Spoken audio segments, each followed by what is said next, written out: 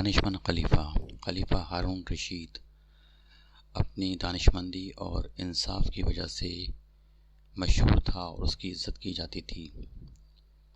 وہ راتوں کو عام شہری کی طرح بیس بدل کر بغداد کی سڑکوں پر جاتا اور عام لوگوں کے ساتھ مل جاتا تاکہ ان کی مشکلات اور مسائل کے بارے میں فوری معلومات لی جائے۔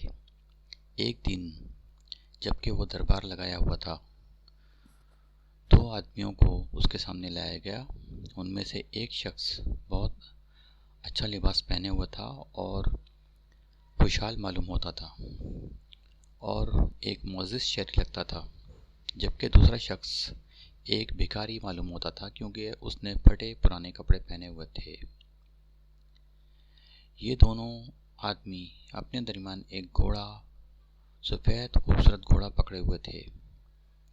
قاضی خلیفہ کی جانب بڑھا اور کہا، اے امیر المومنین، میں آپ کے سامنے ایک تنازعہ لے کر آیا ہوں جو کہ میں خود حل نہیں کر سکا۔ یہ ایک مشکل تنازعہ ہے، لیکن مجھے یقین ہے کہ آپ اپنی دانشمندی اور علم کی باعث اس تنازعے کے لیے ایک صحیح فیصلہ کریں گے۔ خلیفہ نے کہا، تنازعہ کیا ہے؟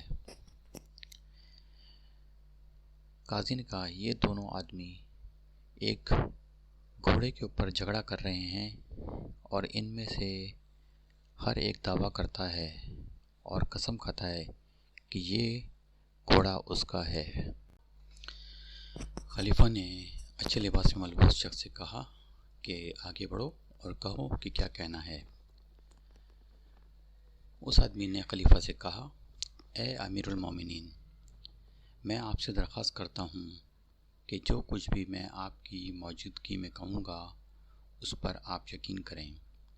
آج صبح جب میں اپنے گھوڑے پہ سوار ہو کر شہر کے دروازے کی طرف جا رہا تھا تو میں نے اس بھکاری شخص کو اپنے سے آگے لنگڑا کے چلتے ہوئے دیکھا۔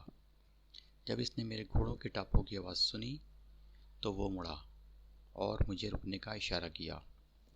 میں نے اپنے گھوڑے کی باگیں کھینچی اور اس شخص نے مجھ سے درخواست کی کہ میں اس کو اپنے ساتھ شہر کے دروازے تک سواری دے دوں۔ وہ چونکہ ایک لنگڑا شخص تھا، میں نے اس پر ترس کھایا، لہٰذا میں نے اس کو اوپر کی جانب کھینچا اور اپنے پیچھے گھوڑے کی پیٹھ پر بٹھا لیا۔ جب ہم شہر کے دروازے پہ پہنچے اور میں رکا اور میں اس کی طرف مڑا کہ اس کی نیچے اترنے میں مدد کروں تو اس نے نیچے اترنے سے انکار کر دیا۔ میں حیران تھا۔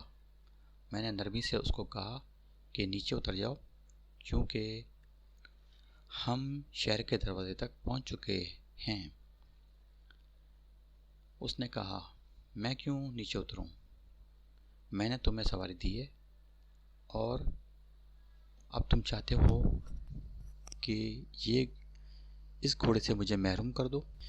پھر بھکاری شخص لنگڑا کر آگے بڑھا اور کہا، اے امیر المومنین، آپ غریبوں کے سرپرست اور مددگار ہیں۔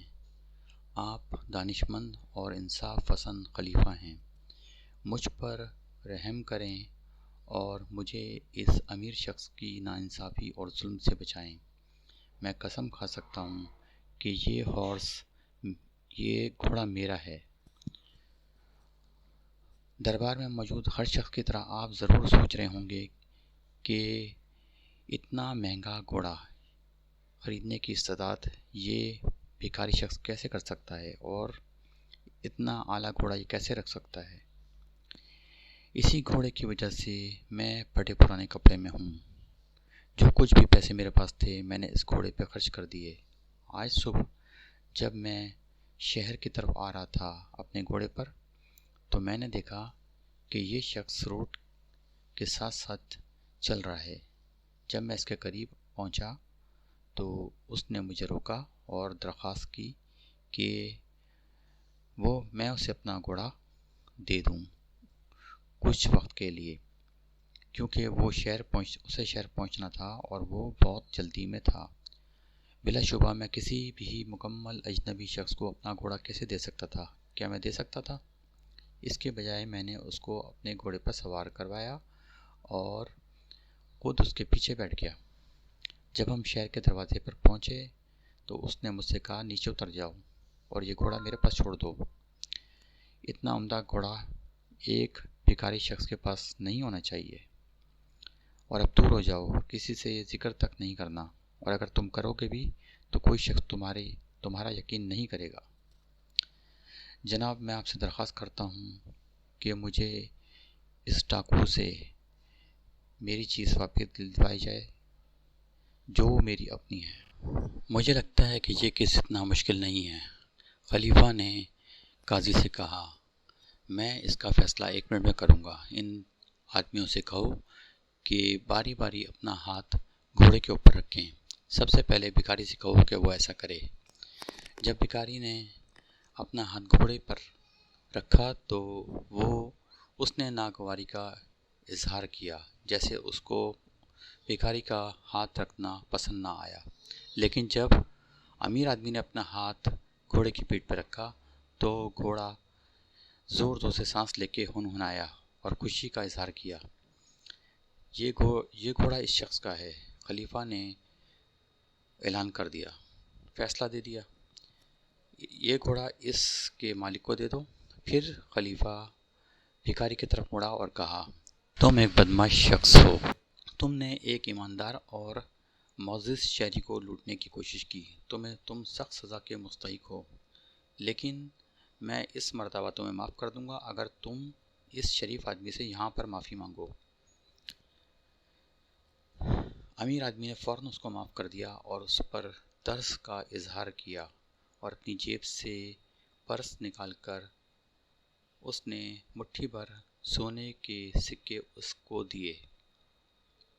امیر آدمی کے اس شریفانہ عمل نے دربار میں موجود تمام لوگوں کو خوش کر دیا۔